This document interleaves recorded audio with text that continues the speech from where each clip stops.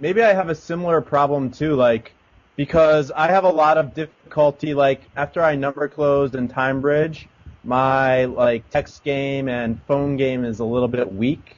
Are you having the same problem, Mr. Wright? Yeah.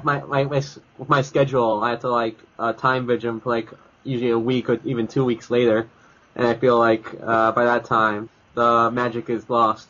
Well, it is true that that's going to be tough regardless. I mean, you really want to be time bridging girls for 2 to 3 days after when you met them. Actually, yeah. It is tough if you're pushing the time bridges back that far. Now, having said that, if you're pushing the time bridges back that far, you do need to be running some phone game or some text game.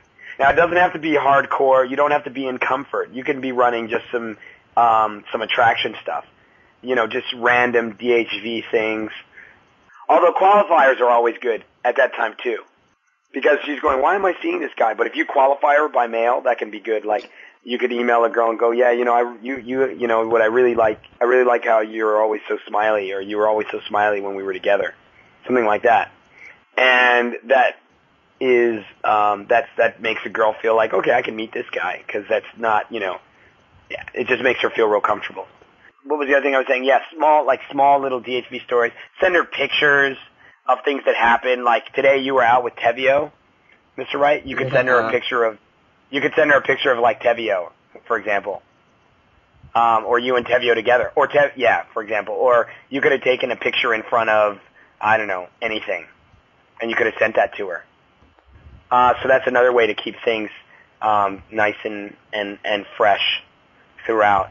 And also what happens there is that you're setting seeds too, so that then when you meet her, you have stuff already to talk about because you've been living your life and she's been able to participate in that in a small way because you've sort of kept her informed. Oh, okay. Does that make sense? Yeah, that makes sense. You gotta start taking more pictures. Yeah, definitely. That's always good. I try to send pics all the time. And then you can, especially on, one thing, if for those of you who have regular girls, send pics to your regular girls first to test them, and then when you get good responses off of those, then you can send them out to like all the other girls, already knowing that, they're good. And you can do that with emails too. Emails that you send out to your regular girls, or emails that you're thinking about sending out, test them out on your regular girls. And then if they ping you back with lots of stuff and they're keen on it, then you can send it out to the rest of the girls on your list. Awesome! Are you there? Awesome is, for those of you guys who can see, he's Egan Maru on here, and he had a really awesome Sarge this past weekend. So hopefully he'll be able to get on here and talk a little about it, but I was really impressed with the level of his game. There was a couple things that he brought up. He was talking about sarging in a loud venue where there's not really any place to isolate. And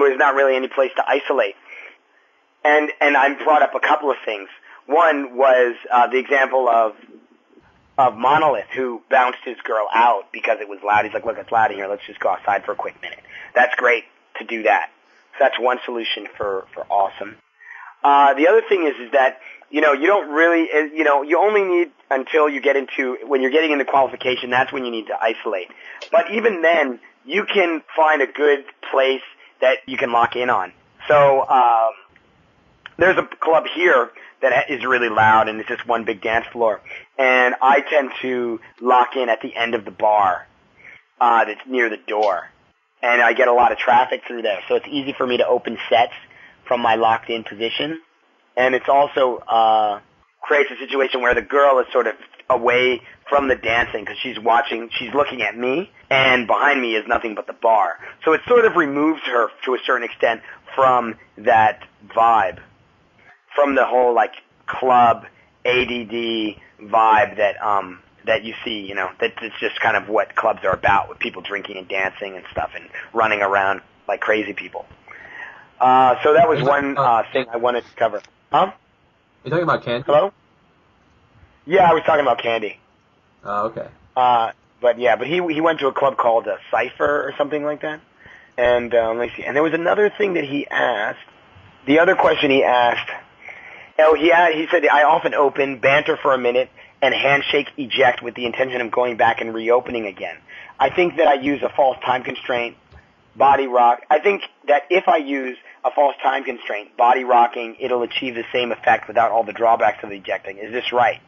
What's the mechanics behind opening, ejecting, and reopening? Besides, I feel like it works really well when it's done right. Okay, so the first thing is that it sounds to me that like you're ejecting for no particular reason. If the Sarge is going well, why eject? It seems from what you've written that you're ejecting because you're not sure what you should do next. And so what you need to do is figure out what you should be doing next instead of just ejecting.